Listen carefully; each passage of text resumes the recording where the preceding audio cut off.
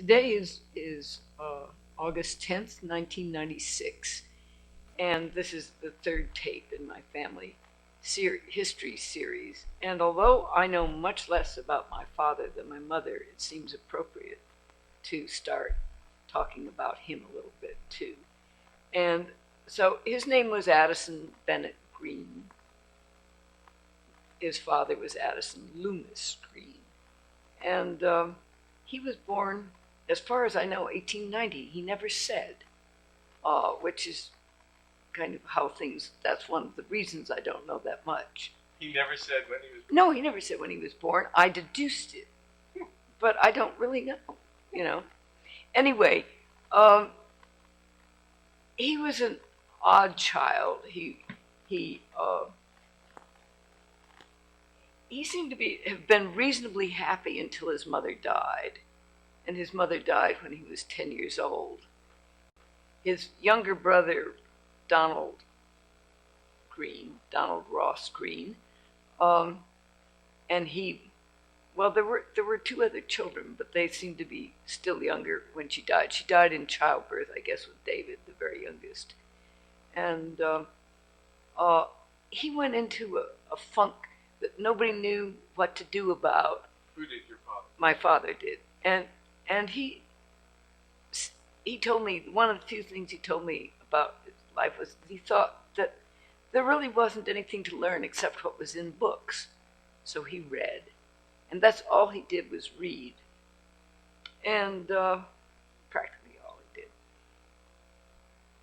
And what was his full name? Did we get it? Addison Bennett Green. Yeah. And then after he was 10 or so, after the death, Grandfather Green went 4 or 5 years just mourning and doing what he could to take the boys out to entertain them a bit. And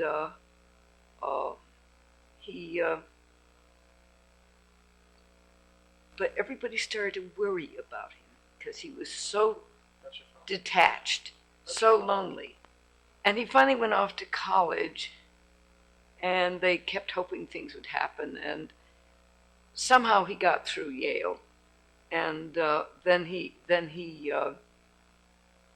got out of there and started law school. Now his father was a great lawyer, famous in Western Massachusetts. People used to come down before the days of television and other entertainments, and they would come to watch him and lawyer Brooks try cases.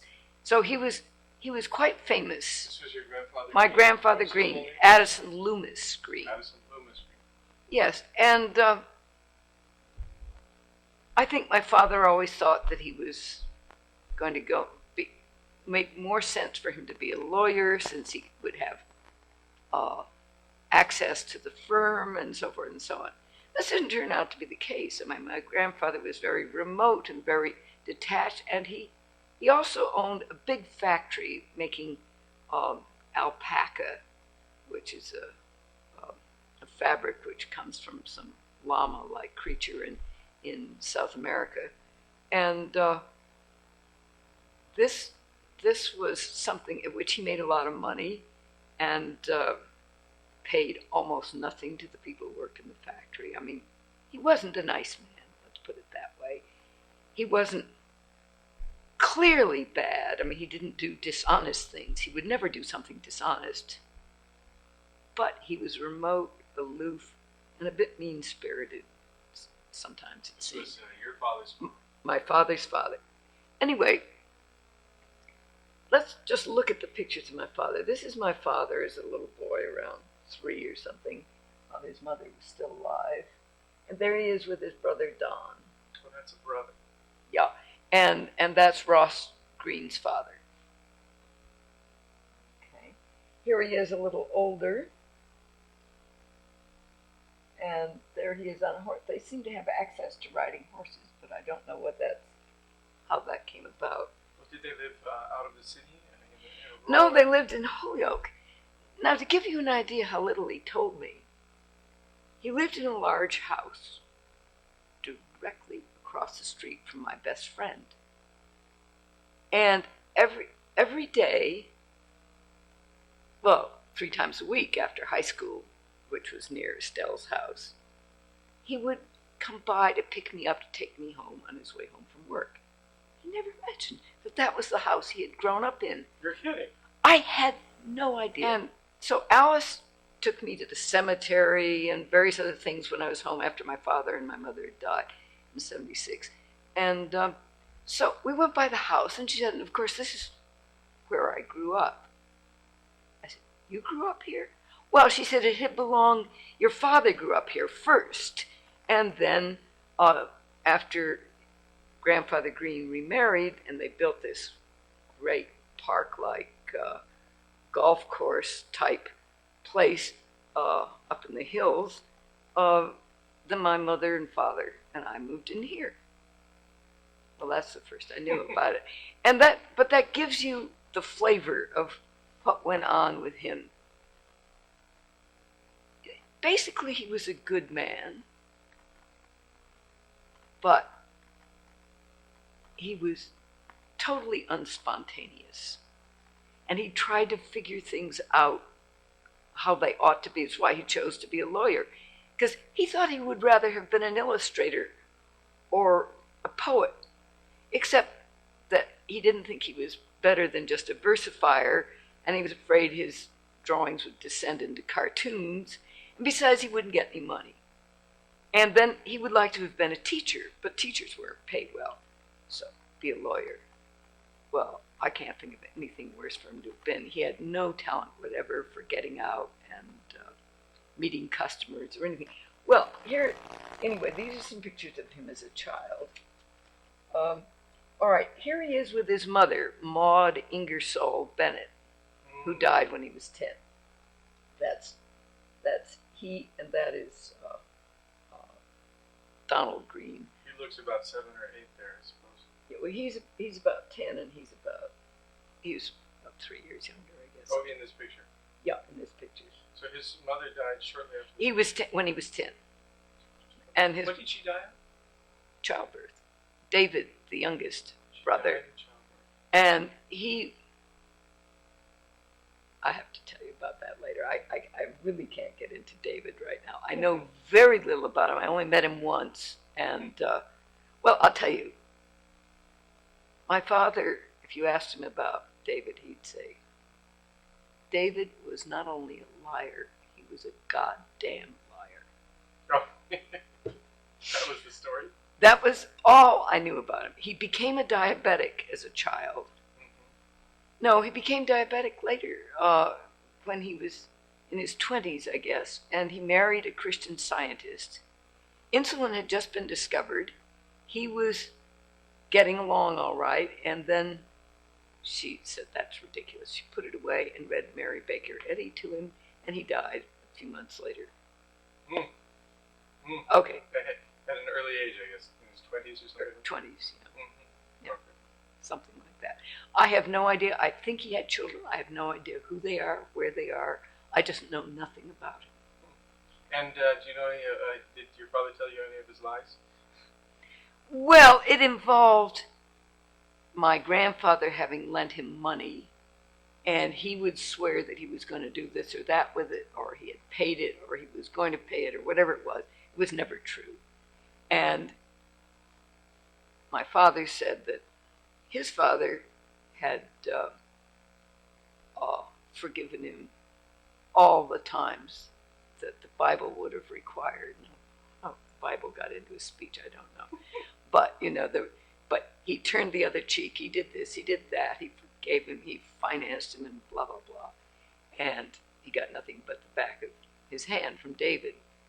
So that's why my father says that. And that's probably, unless Ross or Lois can tell me more, my cousins, that's all I know about him.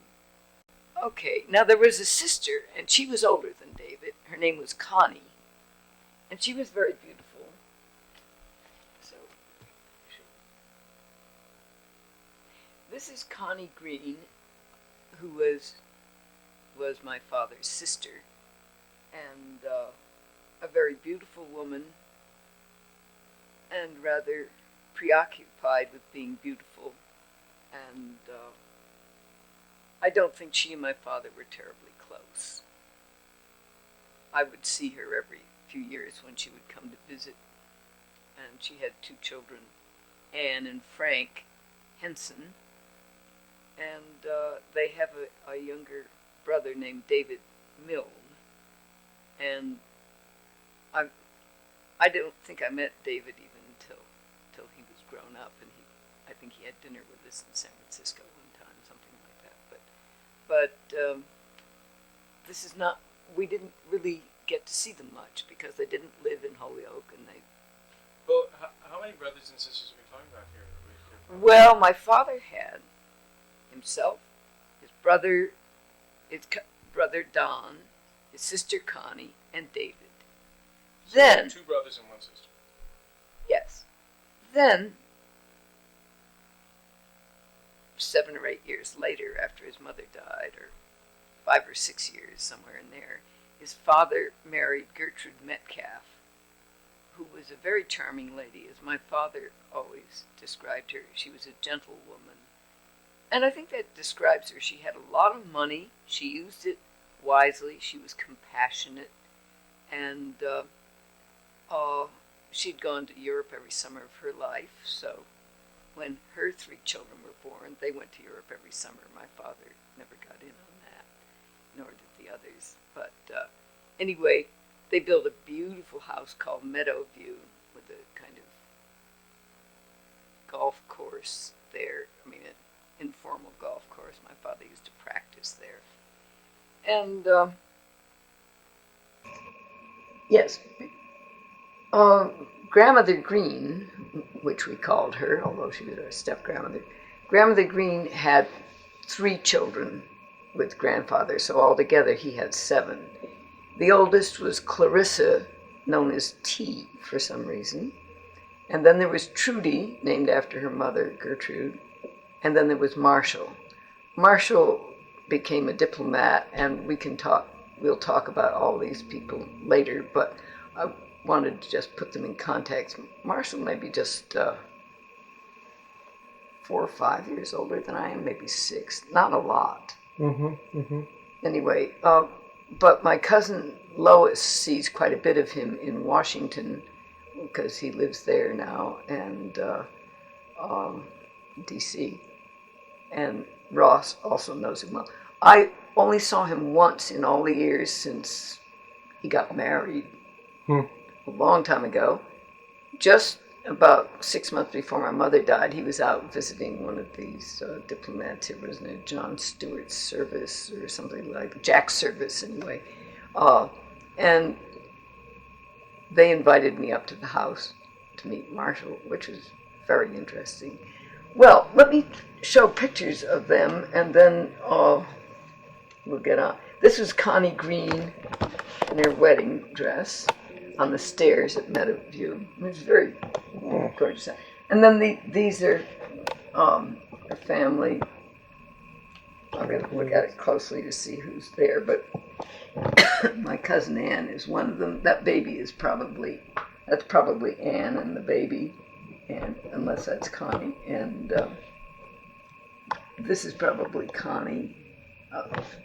Yep.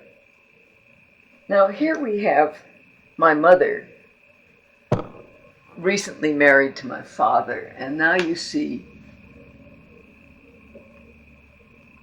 well, I can't tell who I'm, oh yes, you see T and T, no, that's, I see, there's Marshall, and there's Marshall, and this would be Trudy, okay. But you see, they're a lot younger than my mother. So they're actually brothers and sisters-in-law of your mother, but yes. they're kids. Yeah, they're kids, but older than I. And now these are they when they're young. I will go into this more in detail. That's Marshall.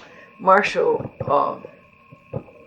was a very favored child, and his father went to a lot of trouble to educate him well, and he went to Europe every summer of his life. And then he went into the diplomatic service He was ambassador to Indonesia at one point. I'd forgotten that, but he was involved with Australia, Japan, and Sweden. In fact, my grandmother used to refer to them as the Swedes when they came with all the children. Yeah. Anyway, this is my grandfather Green. Okay, and that's Marshall next to him? And that's Marshall next to him. Now, his attitude towards Marshall was, I think, quite a bit different than towards my father. How do you suppose that came about? The difference? Well, I think the fact that he had this money to spend. He had new money because of his wife? New money because of his wife. And she had definite tastes and ideas. And she was very refined. Mm-hmm. And, well, you know the story that Adam told on the birthday tape of my mother, where Grandfather Green would be sitting there eating from this very elegant china, a beautiful broth. It was the beginning of a dinner, family dinner, and so forth. And he'd begun ahead of everybody, and what's more, he was making a lot of noise doing it. And this is how my grandmother was. She said, "Is it good, Addie?" So that kind of sums up that. All right? Mm-hmm. Okay. Now, I don't think... Well, yeah, there are two things we need to get into here. We need to get into my real grandmother, Maud Ingersoll Bennett, and we will go into her genealogy a bit afterwards. But this is... Who are these people? Well, this is Alice Ross. So who Bennett. is Alice Ross Bennett? Her father was Fred Bennett, who was my grandmother's brother. And she is the one who lived in this house next door to my best friend, and my father never bothered to tell me. Wait, I haven't got the relationship clear here. Okay. Okay, who is Alice Ross? Alice Ross Bennett was the daughter of Fred Fox Bennett, who is the brother of Maud Ingersoll Bennett, my grandmother. Oh, okay, so she was your father's cousin. Father's first cousin. First cousin. Right. But much closer to me in age than to my father. Mm-hmm. Okay. And I can go on, and I probably will at a later point, more about the individuals involved, but I want to say that this could, that even could be the house that we're talking about that Alice grew up in. This, I guess, is Alice as a child, and this is Maud Ingersoll Bennett, my grandmother. Mm-hmm. Let me see if I can tell who these are. All right, this is Fred Fox Bennett, and as far as I know, he became a lawyer, which shows you how little I know about the family. But I think he was the Bennett in Green, Bennett, and Lyon. Green being my grandfather, not my father, and Bennett being Fred Bennett, and Lyon was the father of some friends of ours in Holyoke, Cliff Lyon. So this Bennett being, he was related to your grandfather's first wife. Yes. He was the son of a sister or a brother of hers, or her brother, or I'm confused. No, he was her brother. This was her brother. This was her brother. This was your grandmother Bennett's brother. Right. Okay. Grandmother Bennett Green. Right. Yeah. Grandmother. Right. Yeah. Okay. Well, the reason I want to show you this is because I have some interesting stories about him. Okay. Did you know him at all? Yes, but you wouldn't call it knowing. I mean, there must have been all of 5 Christmases when Aunt Alice and Uncle Fred came over, and they brought Alice Ross with them, and to grandmother's house, and I never talked with them. I didn't know who they were. Nobody ever explained anything to me. Why was there so little contact on that side? I don't know. I just can't imagine, really, but it was certainly true. Was that true in other branches of the family groups, that people didn't know each other as well, or was that something unique to your family a bit? Well, I don't know that it's especially related to my family. It certainly, some of it had to do with the fact that my father never told me anything. One day, when I was 20-some years old, I said, "Dad, I don't even know the name of your grandfather."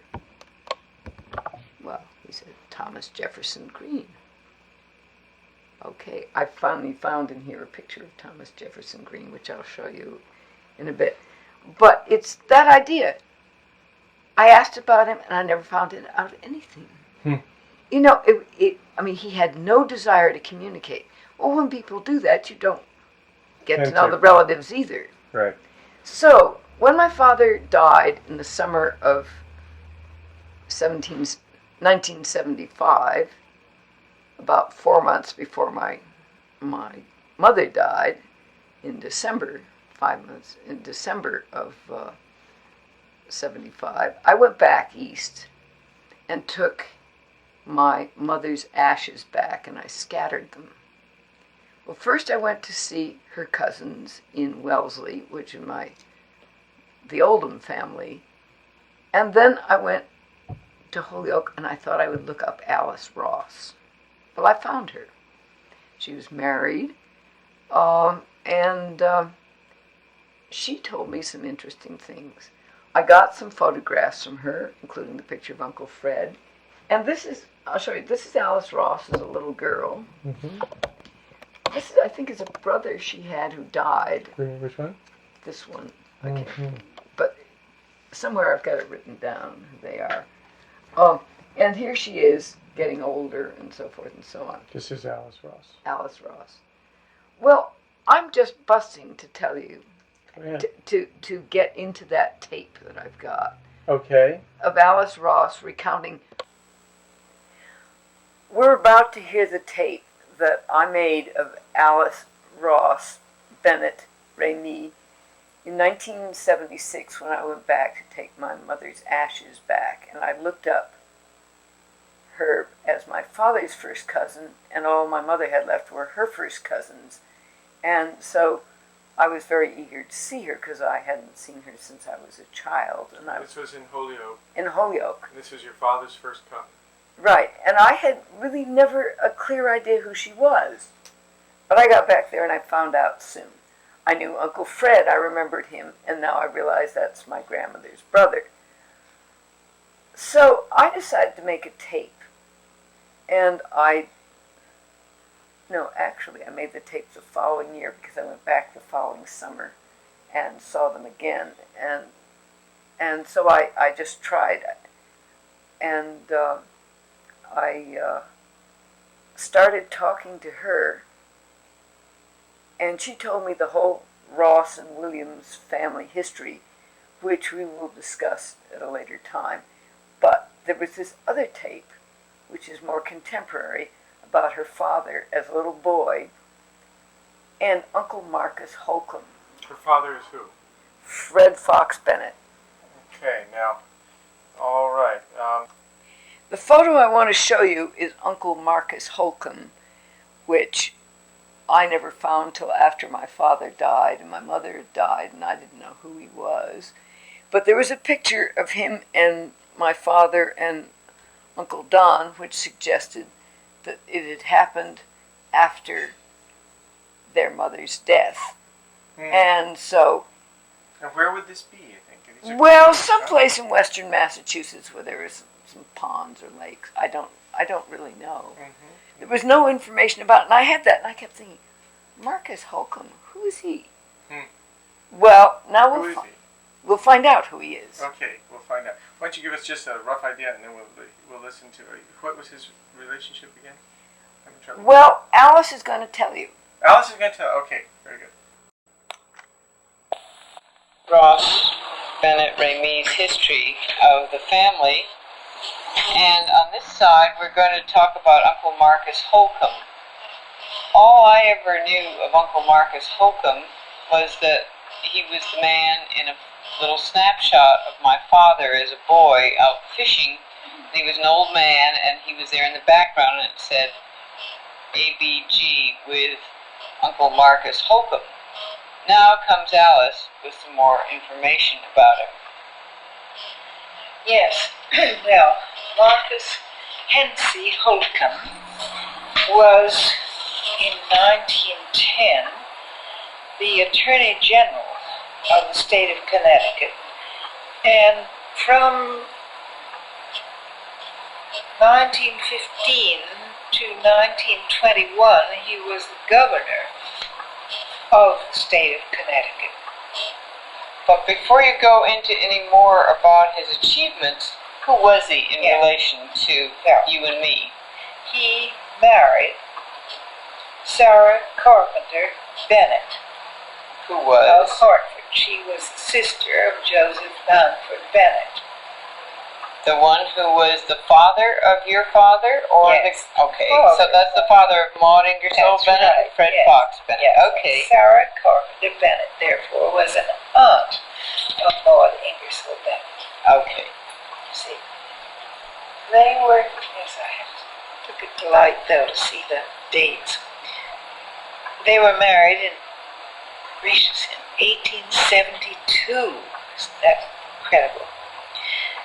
She died in 1901, and they had no children. Mm-hmm. And upon that fact depend the two stories that I will tell you, which I always cherished my father's telling me. I can remember Uncle Marcus as a kind of friendly but august figure from my childhood. He was a great character in his own right, but he must have minded not having children because he and Aunt Sadie loved them very much, and they were very kind to my father, Fred Fox Bennett, after the death of his mother. I'm sure that they were also very fond of Maud, but I haven't any particular anecdotes in that connection. But shortly after Father's mother died, when he was, I think, 14, that would have been in 1884, something of the sort. Father went to Southington, Connecticut to visit Uncle Marcus and Aunt Sadie. One day, Uncle Marcus said to Father, "Tomorrow I have to go to New Haven to try a case. I'm going to take the train from Southington to New Haven. Would you like to go with me?" Father said he surely would. Uncle Marcus said, "Well, in that case, perhaps you'd like to take a friend with you." Father said, yes, indeed. He would like very much to take Dave Bingham. Dave Bingham being a boy in Southington, I suppose a contemporary of my father's. In fact, I know because somewhere, again misplaced at the moment, but somewhere I have a tintype of Father and Dave Bingham,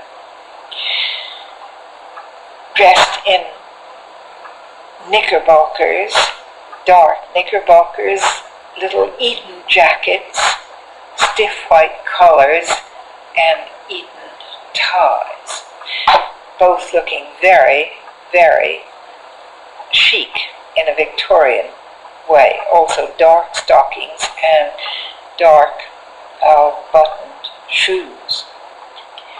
So, on the following day, Uncle Marcus took the two boys in tow, and they got on the train and set forth for New Haven. When they got to New Haven, Uncle Marcus's appointment at the court was at 2 in the afternoon, something of that sort. So he said they would go to Maury's for lunch. Any New Havenite knows what Maury's meant. So they sat down at a table for 3, to which they were ushered handsomely by the head waiter. Menus were produced.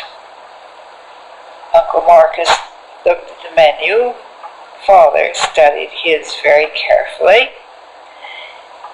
And he decided that the way to choose one's meal was to make a careful notation of the cost of the dish in question. The most expensive item on the menu seemed to be quail on toast. So he said to Uncle Marcus, "I think I will have quail on toast." Dave Bingham, of course not to be outdone, said, "I will have the same." Uncle Marcus gallantly ordered something, I don't know what, for himself, and 2 quails on toast. When these little creatures arrived, Father was somewhat taken aback by their minuteness, and he and Dave dispatched their respective quail very rapidly, and Father said to Uncle Marcus, I think really we ought to have another. That doesn't seem to be very much." So Uncle Marcus ordered each boy another quail on toast. Then, I'm not sure exactly what the dessert was, but it was something absolutely fabulous. It wasn't a parfait, but something of that nature. Then, the lunch being finished, Uncle Marcus said he had to go to court. But he bought 2 theater tickets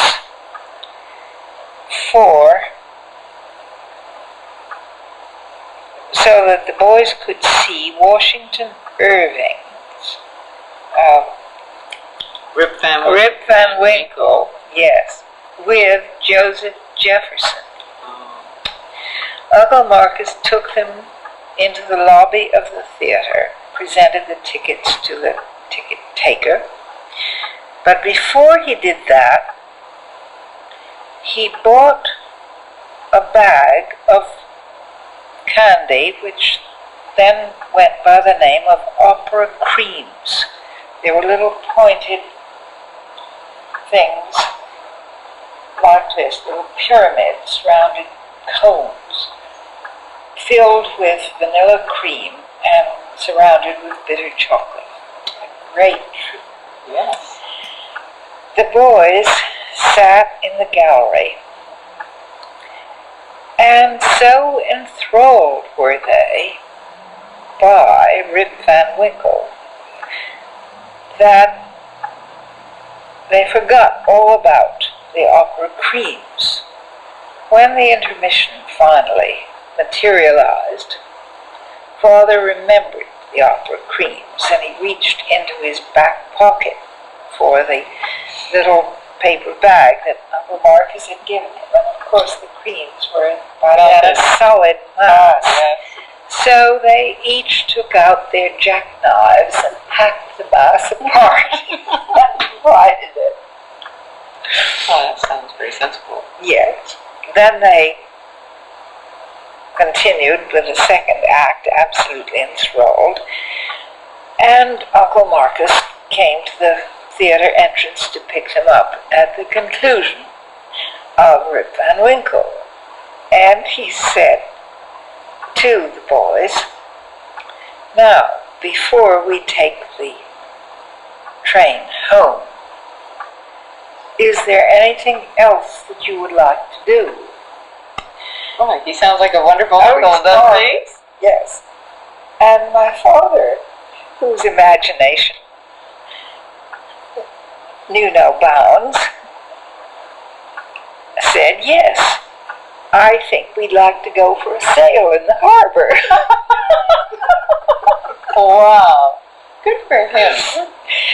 Uncle Marcus smiled and said, well, Fred, I really think that is not quite within the bounds of possibility at the moment. I think we will take a seagoing hack for the depot. Isn't that a nice story? Oh, I think it is, yeah. Really? And it's that whole other world.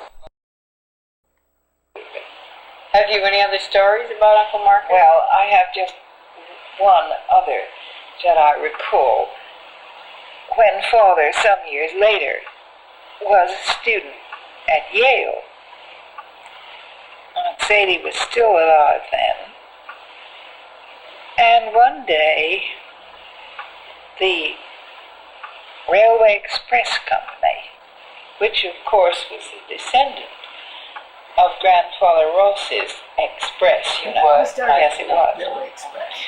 The Railway Express Company delivered a crate to Father's room at Yale. The crate, when opened, revealed a little stand with shelves. There were 7 shelves, and on each shelf was a small mince pie. I don't know why. I knew you were going to say it was some kind of pie or pastry. I'll be darned. I don't believe it. Aunt Sadie had made the 7 little mince pies. Oh. Uncle Marcus had made the crate for them. And Oh, my goodness. What So, a fairy tale uncle. every night for a week, That you tell. Father and his roommate had a half a mince pie before they went to bed. Oh, Isn't that really that's beautiful. good? Not beautiful? You know, that really is a fairy tale. He was a Democrat as a young man, became a Republican, and then he formed his own law firm. He was elected in '93 to the state senate, and 2 years later was elected treasurer of Hartford County. This is Uncle Marcus. Then he was elected to the State House of Representatives and chosen Speaker, continued as a trial justice in Southington, and a member of the Board of State Police Commissioners from 1903 to 1910. Then he was Attorney General, and he was known as the War Governor of Connecticut. He foresaw the entrance of the United States into the struggle and made every effort to have Connecticut ready to bear its share. So inevitable did it appear to him that America must join the conflict, and so frequent was his conversation on this subject that it became a byword among his friends that if Wilson and Congress do not declare war pretty soon, Marcus Holcomb will. Oh, Which is quite nice, I think. He was a very decided and peppery but lovable person. And the state was thoroughly prepared because of his feeling that this conflict was something we had to see through. In an address to the troops at Camp Devens, Massachusetts, he expressed the hope that none of them would be shot in the back. On another occasion, a cablegram was received to the governor announcing the arrival of Connecticut troops in France, and it was made public by Major John Buckley, Executive Secretary. It was the first definite announcement of its kind, and the New York press protested that it was a violation of censorship. Some suggested impeachment, but Major Buckley declared that he knew of no restrictions upon what the governor might announce, and that whatever restraint existed was in the direction of what newspapers might publish. And, let's see. Well, I'm going to take it upon myself to try to explain who this Marcus Holcomb is, Uncle Marcus. And it starts with your grandmother, right? Maud Ingersoll Bennett Green. Maud Ingersoll Bennett Green. Yeah. And her father was Captain Joseph Langford Bennett. And he had a sister. His sister was Sarah Carpenter. And Sarah Carpenter was married to Marcus Holcomb, Uncle Marcus. Mm-hmm. So that makes So she must have been Sarah Carpenter Bennett, then, if that was his sister, right? She must have been Sarah Carpenter Bennett. That's right. Okay. And so she was. So Uncle Marcus was actually Maud Ingersoll Bennett Green's uncle. Yes. Yeah. Okay, I'm going to show some photos. I'm going to move over here, and you can point for me to the picture of your grandmother's father, Captain Joseph Langford Bennett. And then we have also a picture of his mother, who is another Sarah Carpenter. She was Sarah Carpenter Weaver. And then the list of kids included. This is probably his father. I mean, That's probably the father. Yeah. Yeah, I'm pretty sure that's why I arranged it there. That's probably Deacon Joseph Langford. So one was captain, one was deacon. Right. So the father was the deacon, and the son was the captain.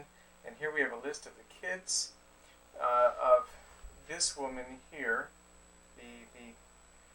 this Sarah Carpenter Weaver, and we have a list of kids. We have Nehemiah Knight, Emily Newell, Samuel Augustus, two Samuel Augustuses. Probably one died at an early age, so then they often renamed the next child the same name. Okay, and then we have Sarah Carpenter, who it shows here is Mrs. Marcus Holcomb. Okay. All right. All right, that's good. Now I'm going to also focus on this list of genealogy just for the record, and we'll have it on tape. Let me get a good view of it. So we start with Donald Ross Green, who was your father's brother. Right. This is Ross we know. Father. Ross's father. Okay, and his father was your grandfather Green, Addison Loomis Green. Yes. Right, and his mother was Maud Ingersoll Bennett Green, and then that's where we see the connection to her father, Joseph Langford Bennett, and then the Sarah Carpenter Weaver, her mother, and the deacon Joseph Langford Bennett. And then I'm just going to scan for anybody's interest some of the other connections there. And I'm going to go up also and scan connections for Addison Loomis Green, his father being Thomas Jefferson Green. And we have a number of Greens as well. Nice biblical names. Yes, Asahel and Solomon. And this Shattuck, is any relationship to the street up east of us? I would assume so. I don't think Shattuck's a very common name, but this is the only record I have of it. But there are other pages to this thing, and so you can find out where these go back. But. And on the Maud Ingersoll Bennett, we have a mother is Carrie Ross, and then that goes back to other Rosses and some Williams. And you think that there's a Roger Williams connection there? Yeah. Providence. Well, what I was told was that there were pieces of china or glass or silver or something that came down in the family, and it was supposed to belong to Roger Williams. That's all we know. Mm-hmm. But there were definite gaps in the information, so we don't know how the Williams tied in. On other sides of the family, we have, here you have the Williamses, but up here you have the Providence, Rhode Island connection also with this Deacon Joseph Yeah. Langford. Well, Bennett. Providence is where my father's family was from. Okay, I see. At least, well, the more Well, important. you have the Williamses, of course, if they're related to Roger Williams. Then you have the Bennets, who are all in Rhode Island as well. Here, Warwick, Rhode Island, that sort of thing. Yeah. Okay, good. Okay, so what we have is the Addison Loomis Green's father being Thomas Jefferson Green, and we just happen to have a picture of him. So let's see the date of his. He was born in 1836. So this is he, and then on a picture of your grandfather Green as a young man. This guy's son, right there, Addison Loomis Green. And then the picture on the below, Mom. Do you know what that is? I think that looks like a college picture, maybe, or a law school picture of grandfather. So this is a school picture at Yale. Your grandfather went to Yale, and I think he's clearly the second one from the left. I think that's very clear. Yeah. Okay. Okay, let's talk a moment about the Bennets. Here's a picture of your grandmother, Maud Ingersoll Bennett, and you have some old genealogy on the Bennets, right? What have you got? I have Bennett, born 1838. Then he was Captain Joseph Bennett. His father was Deacon Joseph Langford Bennett. Then in 1777, his father, Captain Samuel Bennett, was born. And Samuel Bennett, we don't have any parents for him, but his grandfather was Samuel Bennett, born in 1690. I don't know if they're all Army people or not, but his father was Lieutenant Samuel Bennett, born how could be born in 1689? There's some mistake there about the date. Okay, and then Sergeant Samuel Bennett, 1684. That was when he died, not when he was born. So this guy was probably born in England, because I don't think he came over on the Mayflower, but he died late enough for that. Anyway, So this is some pictures of Gertrude Metcalf Green. my father's stepmother. Right, that's right. And And this, where is the house? This is Meadowview, is it? so that's Meadowview. This is That's where they lived. That's where they lived, the big house they built And in this was Holyoke. in Holyoke. Yeah. A nice place. Oh, they should have given it as a park. I mean, Marshall was very upset that it wasn't done when. Did you have a lot of land around it? I mean, Yes? yeah, and it was like a meadow that went on for half a mile in front of the house, all lawn, all cut.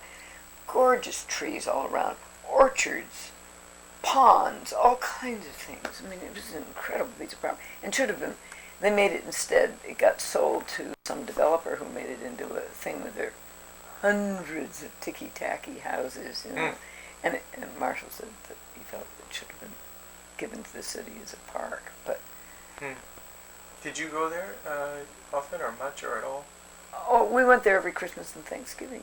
For those two holidays you would go there? Yeah, big one. How far away was it from your house? Well, it would have. I could bicycle it, but it was 2 or 3 miles. I don't know. Mm-hmm. Not very far. Not very far. Mm-hmm. And so it was a vast property. Yes, it Beautiful was vast and gorgeously done, and things were imported from all over the place. It was a little bit like building one of America's castles that you see on TV, except that it wasn't that lavish. And they didn't have that kind of money, but she had enough money to make it very nice. How many gardeners do you suppose they had to keep that? I don't know. They had a chauffeur named Fox, and they probably 2 or 3 men who worked around there gardening. And then there was Lala, who was the Angharad, this Welsh woman, who was the nanny for all the younger children growing up.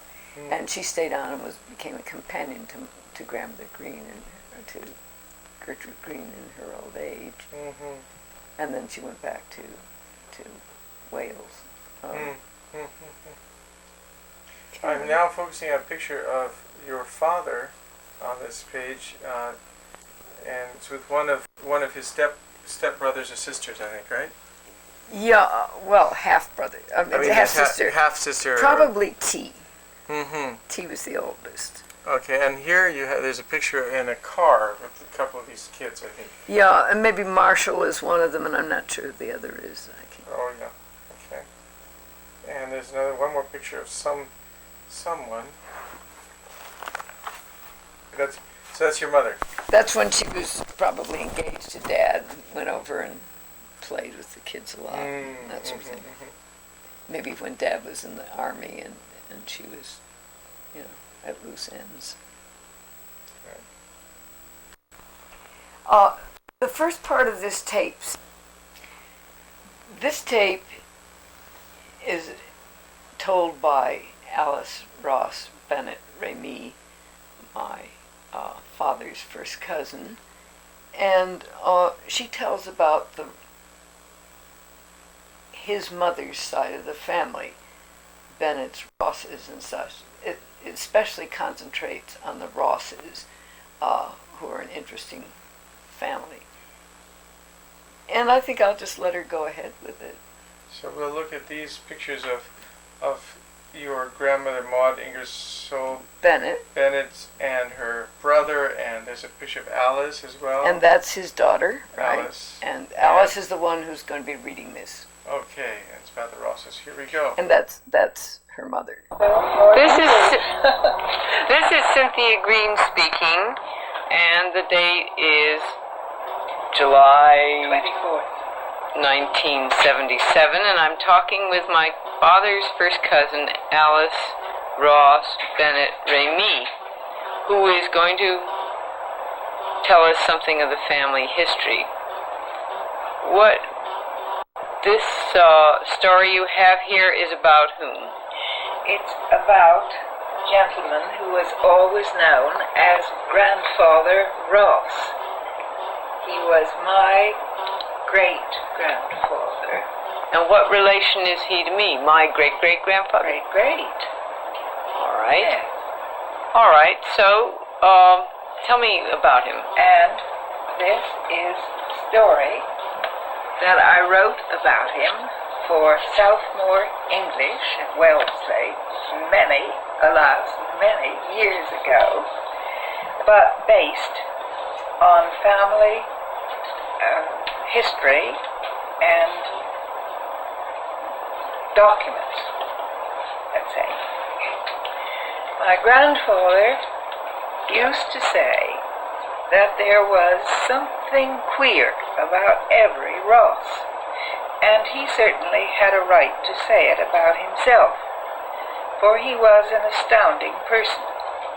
Almost everything he did or said was born of a tremendous energy of being. He was ruled by it as the sea is governed by the moon. And that idea of the sea in connection with him is not bad, for he was deeply drawn to it. He would not have been a Ross if he had not been also a lover of the sea.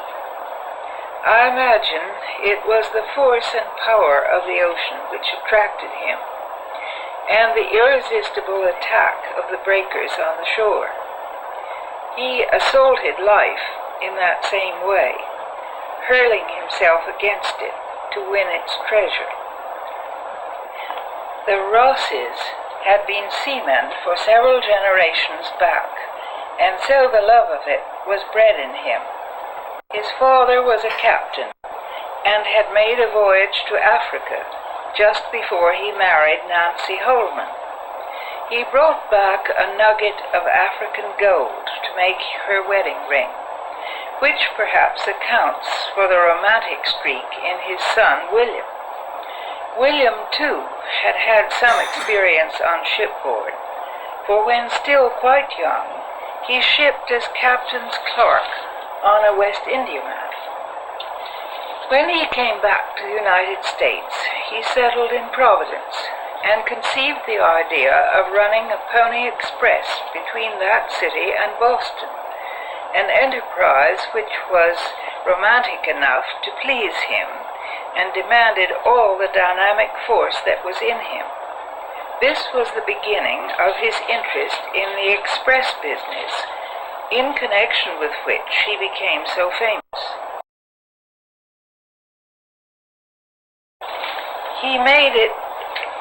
He rode at night usually, starting from the old manufacturer's hotel in Providence at 2 o'clock. He set forth in a miniature chaise, drawn by his little 3-minute mare, changed this for a saddle horse somewhere along the way, and from then on rode relays of horses to Boston. He must have been a picturesque figure. They say he tore through the city as if he would take the very pavements along with him. On his expeditions he always wore peak-toed boots, peculiar-looking objects with square red heels.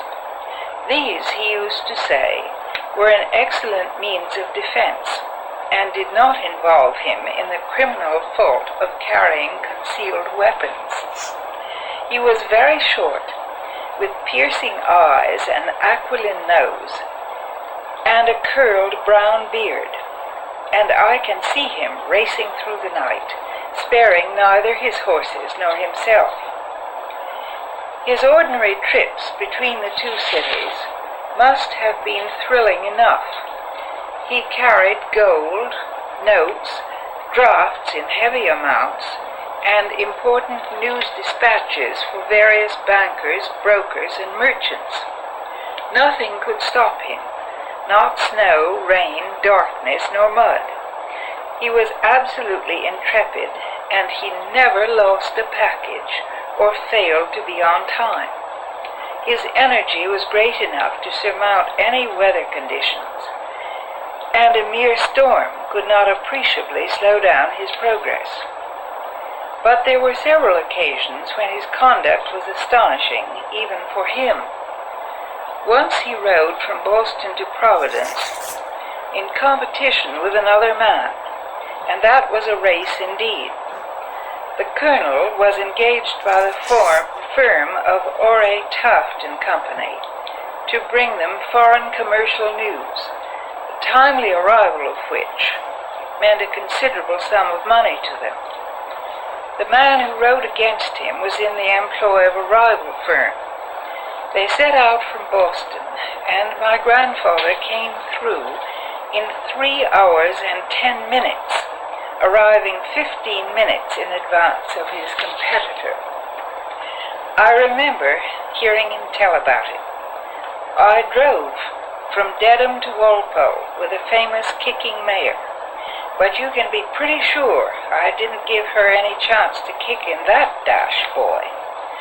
From Walpole to Attleborough, I had a fast horse, and from Attleborough to Providence, I drove in a high-wheeled sulky. Then he would laugh softly to himself and recall another of his exploits. He did not tell me, but I have been informed by others that he saved Ore Taft about $118,000 by winning that race in the night. Another of his adventures was at the time of the exciting Polk and Dallas presidential election. He drove a buggy express from Danielsonville to the office of the Providence Journal, bringing the news.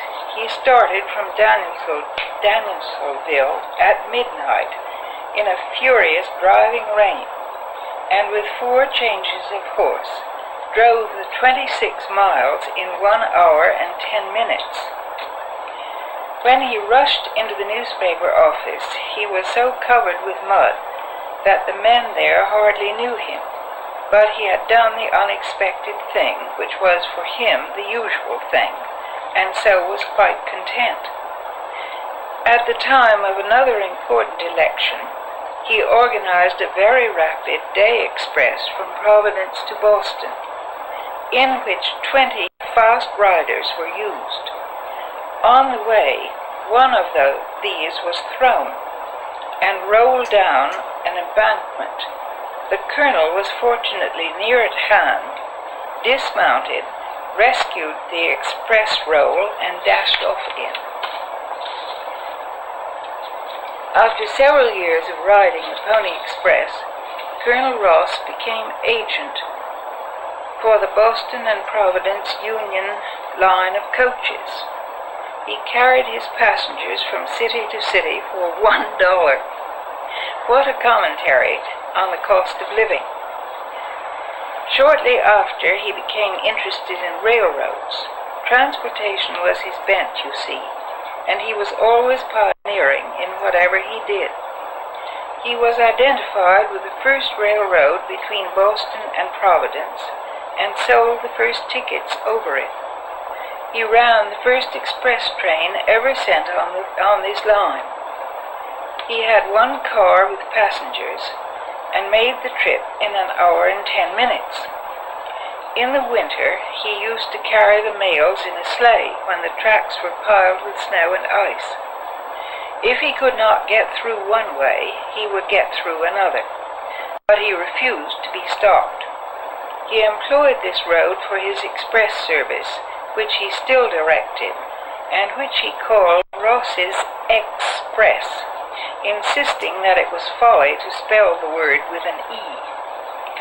Undoubtedly, he considered it a waste of time. That spelling certainly gave nobody the opportunity to confuse his express service, with any other. The colonel was superintendent for the Freeport Long Island Railroad and was also connected with the Stonington Road. He sold the first tickets on this line and was a conductor on it. He was in service on the Stonington Road for about 8 years and appeared at the station at 2 o'clock every morning, refusing to let even the sun outdo him. He was persuaded to lease his Boston and Providence Railroad Express by the president of the Worcester Road, and he established an express milk route on the latter line. Then he was the agent for the first Providence, New York steamers, with which his express and coaches connected. I remember how he told of waiting one winter night in 1848 for the Lexington to come in from New York. When he had waited for hours, he became convinced that something was wrong and decided to go down to the bay to see what had happened. The cold was bitter that night, and he crossed the ice of Narragansett Bay near India Point on foot to find that the Lexington was burned. That was the first major disaster of American steamboating, and it must have been a terrible blow to him who was used to having things turn out right. The energy of the man in connection with expresses, trains, and steamers is little short of incredible. The newspapers of his day say that he drove like a Jehu. He used to tear up South Main Street in Providence with packages from the New York boat, pull up suddenly, leap out across the sidewalk into a store in 2 bounds. The old-timers swore it was never more than 2 bounds. Deliver his package, jump back again, whip up, drive off again, quicker than a cat could lick her ear. Whatever energy he had left over from his transportation affairs, he employed in indulging his eccentricities. He always liked to do what had not been done before, and to have what other people did not have. But he did care for quality, and however unusual his clothes were, they were always of the best workmanship and materials. His shirts were of fine linen, exquisitely tucked and embroidered, his vests of delicate color and weave. His hats had such enormous rolling brims that he was once offered $20 for one of them. Needless to say, he did not accept the proposal. He enjoyed being peculiar, but he would not capitalize his peculiarities. He had coins melted down to make his silver forks, and his drawing room furniture was a lovely carved rosewood set which he had imported from France. But probably his greatest display of eccentricity was at the time when P.T. Barnum brought Jenny Lind to Providence. The ticket for the first choice of seats was sold at auction as a means of supporting the tour. The opening bid was $50. Colonel Ross promptly bid $653. There was no further bidding. The Providence papers made much of the incident, glorying in the fact that Providence had outdone Boston by $25 in bids for the prize ticket. As one of them most divertingly expressed it, Dr. Johnson created an immortal thing in 12 hours, Ross in 1 minute. The Rasselas of Johnson and the ticket of Ross will descend to posterity, carefully folded in an immensity of green bags. Colonel Ross, after obtaining the ticket, went out and bought a tall silver comb for his wife Caroline to wear to the concert. You see, he was doing it all in the grand manner. After all the preparations, Caroline was ill and could not go, and the colonel refused to go without her. I have always wondered what he did that evening, when he had sacrificed his chance to make a striking appearance. Perhaps he read poetry to her, for he loved it. So you see, he had time and energy for the pleasant things of life, as well as for work. It always amazes me when I realize how small he was, only 5 feet 1 inch, and think of his tremendous vigor and ambition. His will was insatiable. It consumed him and all obstacles which might confront him. I think he must have had Puck's idea. I'll put a girdle round about the earth in 40 minutes. Oh, Alice, that's great. I have a lot of things I want to ask you about, so let's carry on our conversation. One thing, just before I forget it, what did he drove like Jehu? Jehu. Jehu, what's that mean? Jehu was an Old Testament character who was famous for, he was a charioteer, and he drove in the most reckless and ruthless fashion. I see, that's spelled Jehu? Yes. I see. Okay, I just want to know that. That's But I wanted to get back to Jenny Lind. You didn't tell the important thing, did you? That his daughter's name is Jenny Lind Ross. That's right. Because she was born on She was the person who kept them from going to the concert that night. Now, I think what we ought to do, though, is talk more about his actual relation. Let's trace him down. His first name was what? William. William Ross. Yes. All right. Now he was married to Caroline Williams. Caroline Williams. Yes. All right. Now their children were Jenny Lind Ross. Yes. And who else? And Carrie Ross. Carrie Ross. Now Carrie Ross is your what? Your grandmother? My grandmother. Carrie and Ross. she's my great-grandmother. Yes. All right. And so there's Jenny Lind, Carrie, and Frank? Frank. And there was another brother, William, I think, who sort of got lost somewhere. All right. And now Carrie Ross is the mother of whom? She's the mother of Maud Ingersoll Bennett. My grandmother. That's right. All right. And Fred Fox Bennett. I see. Because she married Joseph Langford Bennett. All right. Now we have that straight. What else? Oh, you gave my daughter, Amy, a pin. Yes. Whose pin was that? That was Carrie's. Carrie Ross. So, Carrie Ross. So that was belonged to the daughter of Colonel Ross that you've just told Yes. us about. All Yes. right. Just wanted to know. And what was the story on that pin? You told me.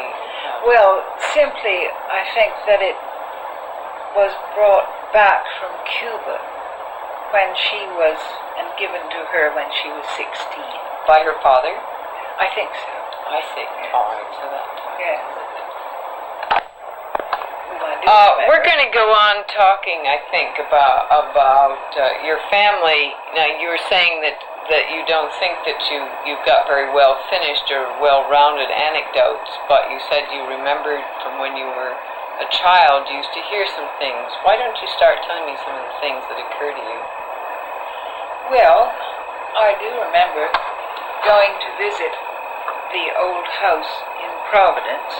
Now, at the moment, I would have to look up the name of the street, for instance. I've forgotten it, and I don't think the house exists any longer.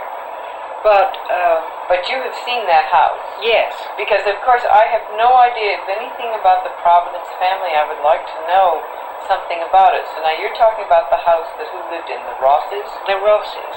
Yes, it was Uncle Frank, my great uncle, lived there, and it was. And he was the son of William Ross, the Colonel William Ross Yes. that you just told us about. Wait a minute, I've lost a generation because.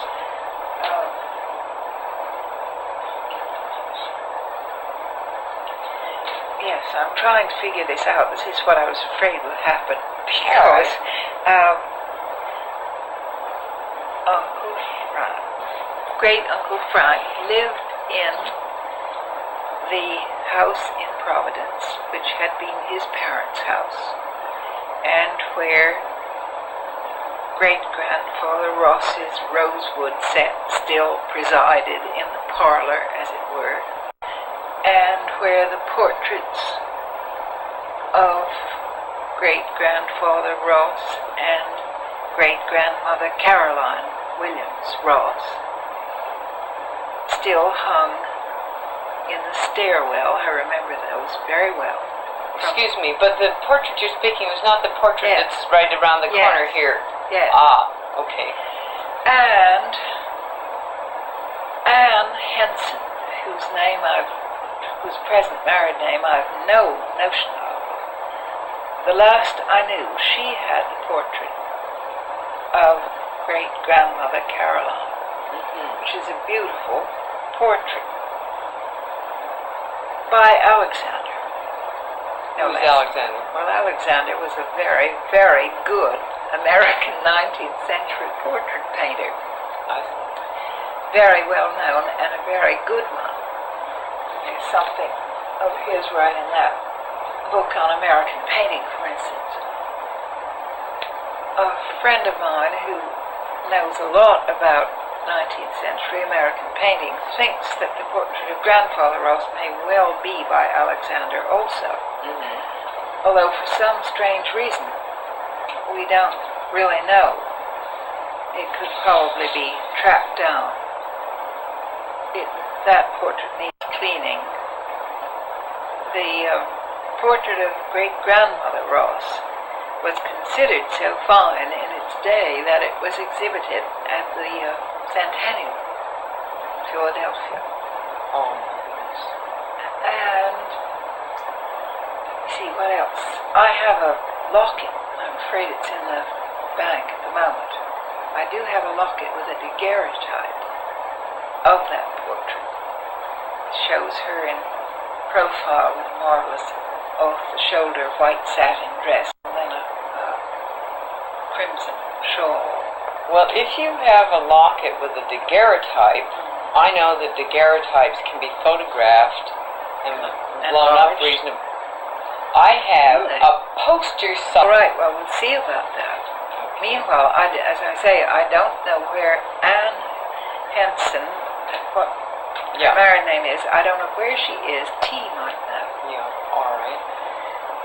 Because unless she sold it or done something with it, Yeah. she has. But at least we'll have a record to Grandma. start with. Yes. Okay. Well, now tell me some more of the story. Oh, one of the things, you mentioned the rosewood set, and it just reminded me that I have in my dining room, which my father had in his dining room at home, a mahogany dining table. And I know that came from the Providence family. Do you know anything about that table? Do you know whose it was, who ate off it? I think that they probably all did. But starting at which point? Do you have any idea? Well, I think... Do you know the table I speak of? My father's dining room I table? have a vague... It's oval and yes. has round feet and that sort of thing. I have a vague recollection of it. And those things, I'm sure, belong to great-grandfather Ross. And there was a sideboard, which I think must have gone to Donald's. Ross may have it too. Maybe Ross has it, or Lois. maybe Lois. Okay. And that was an 18th century sideboard, a small one, and very beautiful. And in those days when Aunt Jenny Lynn Ross, when she made her will leaving these things, she thought she wanted to give Father something special. And she chose the rosewood for him because that was still the taste of the day. Well, it was very fine and handsome of its kind. I parted with it when I moved from Holyoke because of the size. The sofa, of course, was an enormous canopy thing, and most modern houses don't have room for that kind of furniture. But Grandfather Ross had sent directly to Paris for it. It was very beautiful.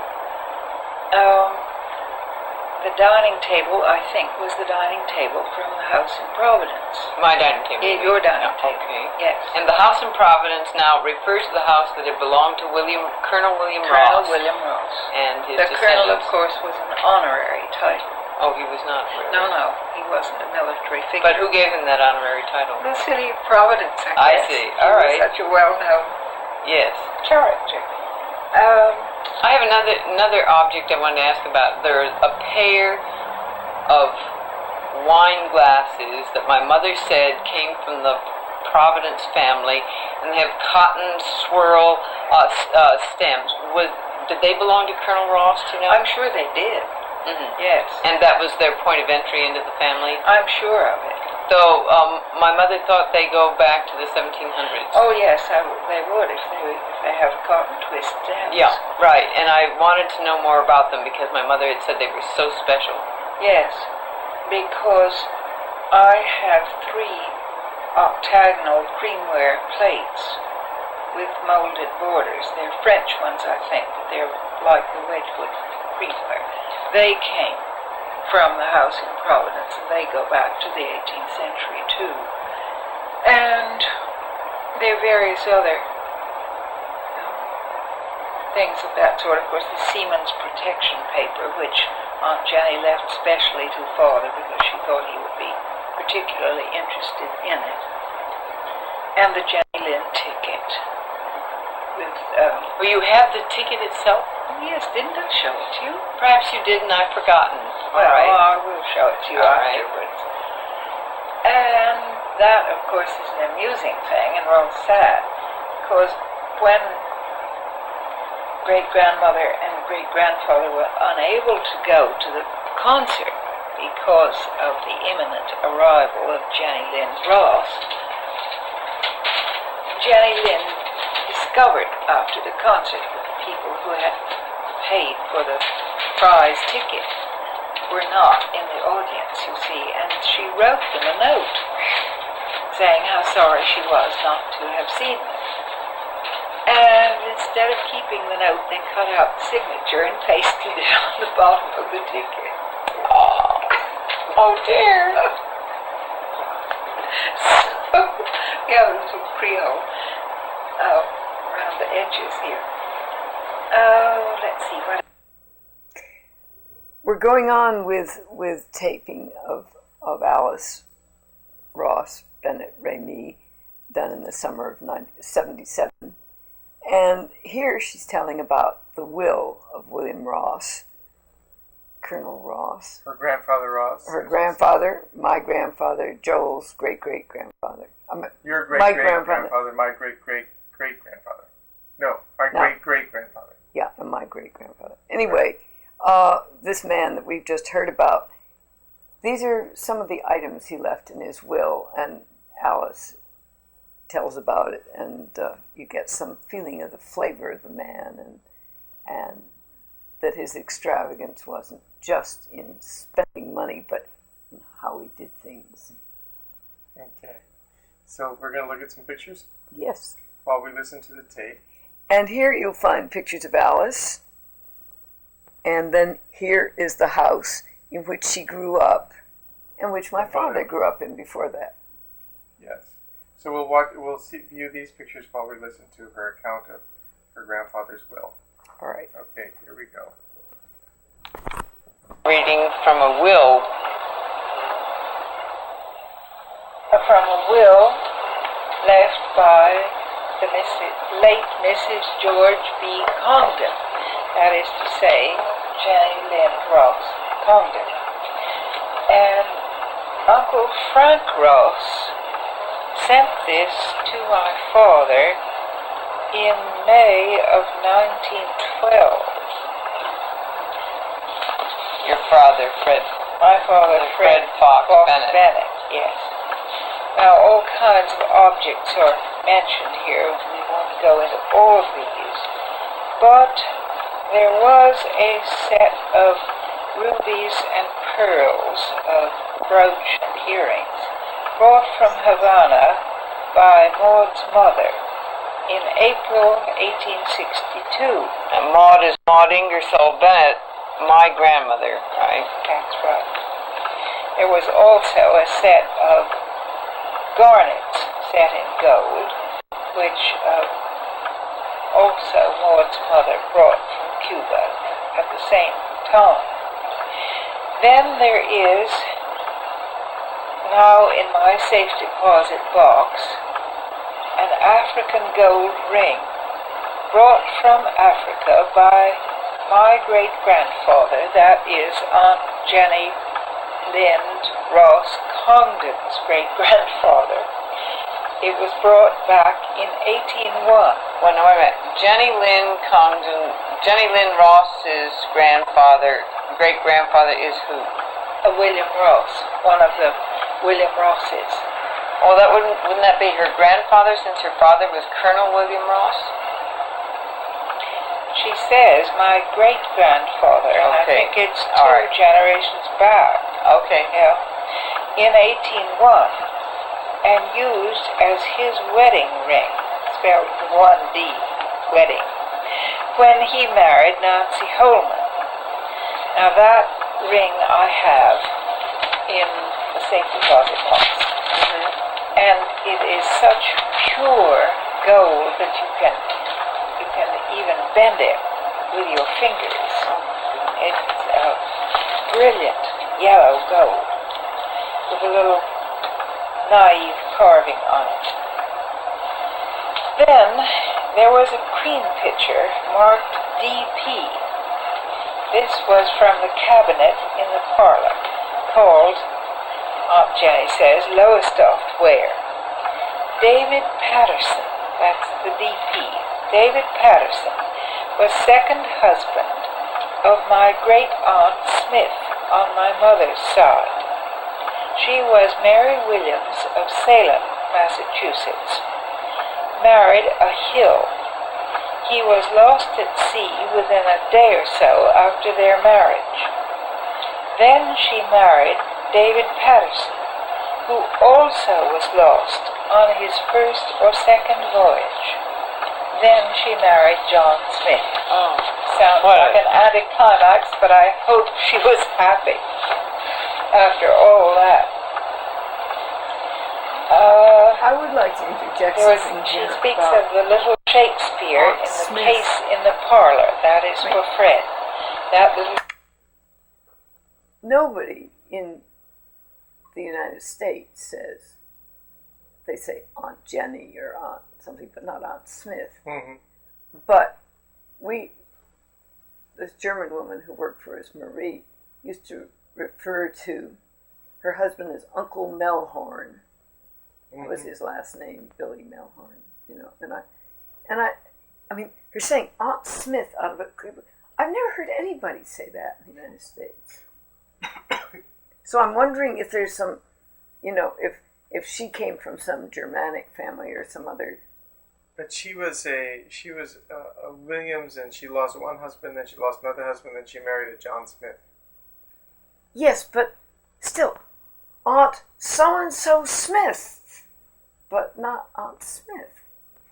I mean, it's funny enough to hear it about a husband, a man, but I mean about a woman, Aunt Smith. I mean, it's just weird. Tiny little volumes with bijou print, bijou characters. What does that mean, bijou? Tiny, but clear as clear can be. You know what bijou is. And bound in scarlet leather. The dozen silver forks marked Ross. These were also for Fred.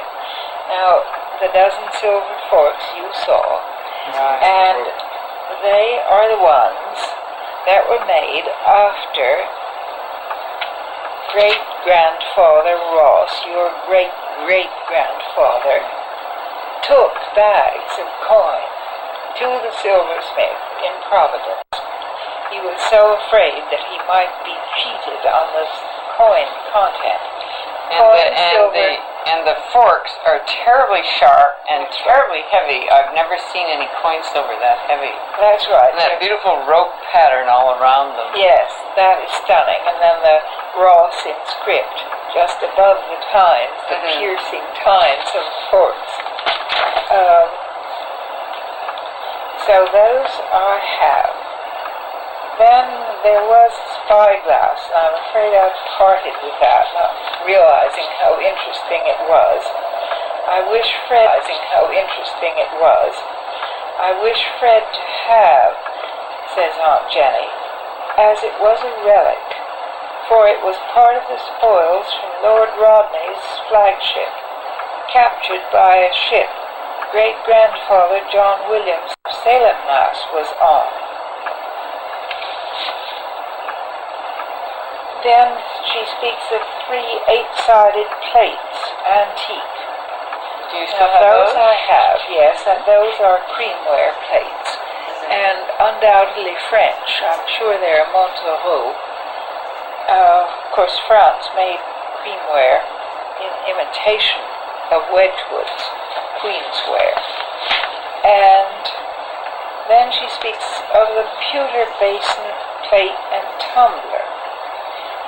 These were supposed to belong to Roger Williams, whose collateral relationship has not yet been worked out, but he was definitely related somehow or other to the Williams in the Ross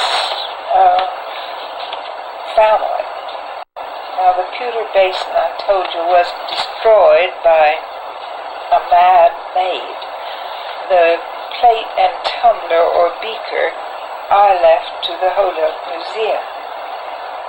The Jenny Lind ticket, of which much more anon, and the Seaman's protection paper of William Ross, signed by the first collector of the Port of Boston, that is Benjamin Lincoln. Those 2 things I still have. Now, they were left to whom in the will? To father. Yeah. My father's portrait in the hall. Meaning Colonel William Ross. Yes, for Fred. The rosewood parlor set imported from France in 1850 also I give to Fred. And the rosewood parlor set, I found it not to be practical to keep that any longer, so that has been disposed of. You were telling the story in here in the will about Mrs. Smith who lost those previous husbands at sea. There was another story about a person named Bennett also losing someone at sea. How did that one go?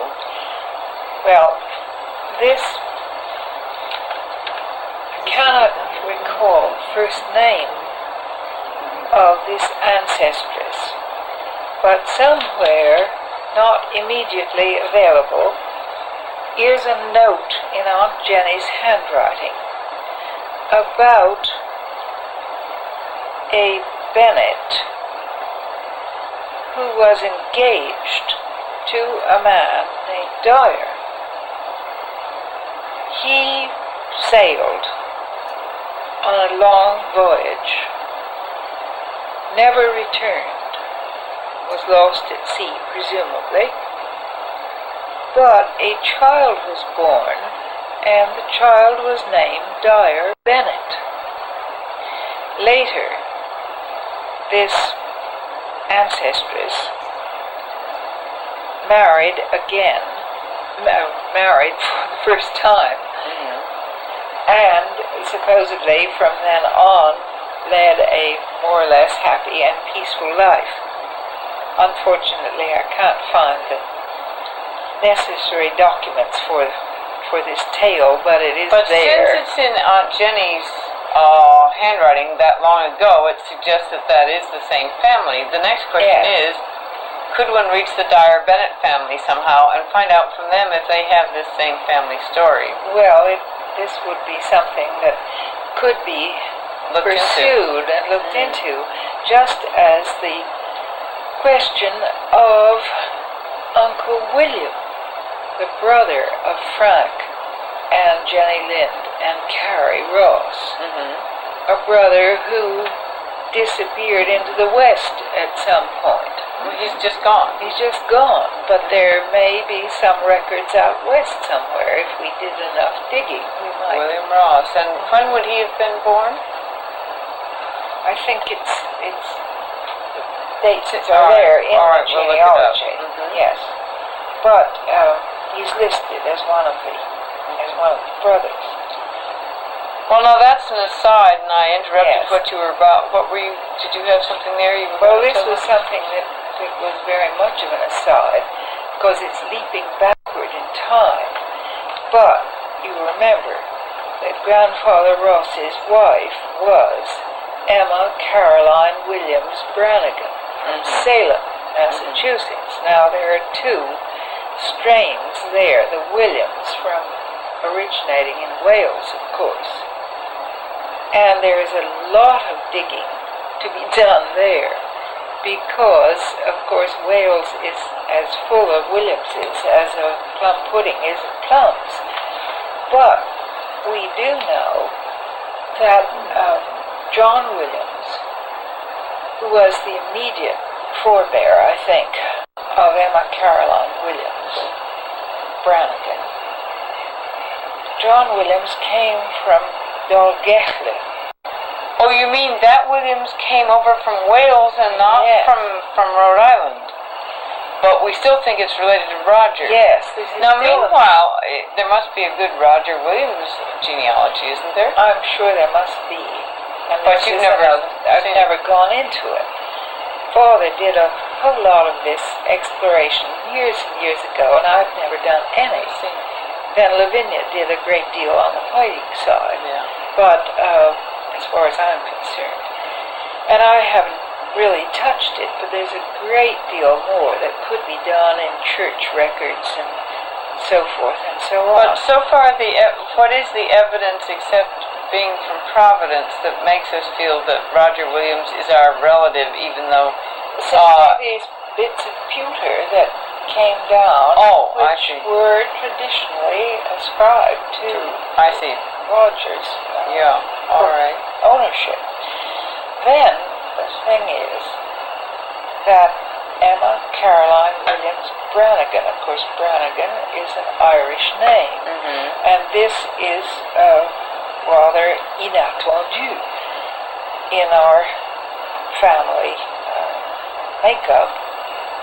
But my father told me, I don't think there's any note of it in the genealogy, but Father told me that Brannigan was the first Irishman to settle in Salem, and he was a North of Ireland Protestant. Now, what is the significance of this? Well, simply that he was kind of a maverick, and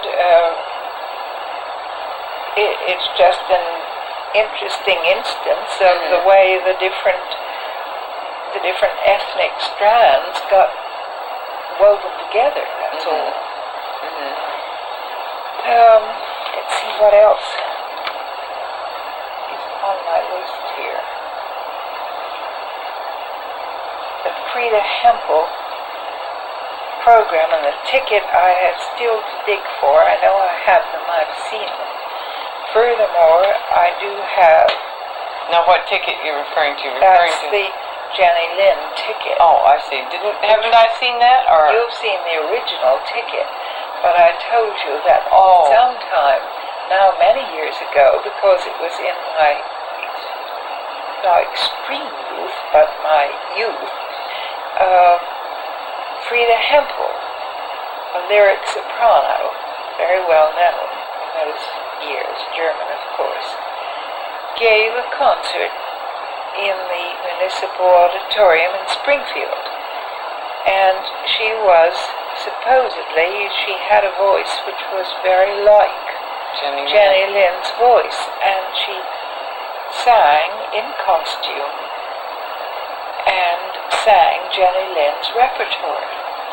When I went to the concert with my mother and father, we were given souvenir programs and a little souvenir card with a picture on the face of Frida Hempel dressed as Jenny Lind with flowers at her neck and singing, flowers at her neck, flowers in her hair, and singing supposedly very much as Jenny Lind must have sung. On the reverse of the ticket, of the card, was a photograph of our Jenny Lind ticket. You can even discern the signature where it's being pasted on. Isn't it amazing? Now, these things I know I have, but I can't disinter them at the moment. What next? Oh, then I think somewhere in the biography of Colonel William Ross, I mentioned the fact that he always referred to his express enterprise as Ross's Express, beginning with a capital X, because he said it was idiotic to waste an E when the X gave you the necessary. I feel very identified with this guy. You can understand that, huh? Yeah, I mean, there's certain people who pop up in these stories who, make me know what my origin. One of them is Colonel Ross. Another one is the guy who wanted to know if you came to see him or see his clothes. If you came to see him, here he was, and his clothes were in the closet. Not to mention Pew 76. Yeah, right. But all this, but that I don't identify with so much. But I feel a connection to it, But one of the things I wanted to mention, and it didn't seem appropriate because we're on the Green family thing now, but you remember the story about Fred Fox Bennett being given a ticket by Uncle Marcus to go and see The show.